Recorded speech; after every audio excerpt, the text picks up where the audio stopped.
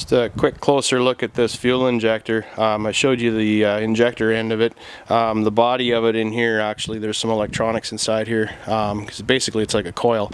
And then on this side over here you got a 2-pin connector for the signal wire to go in there, and then this side over here is actually threaded, and that's where your fuel line threads onto. So this thing is installed vertically into the engine. The fuel rail will send a line to the fuel injector here. This will be under constant pressure, and then the signal wire from the computer will connect here, and it will basically tell this thing how long to open and close.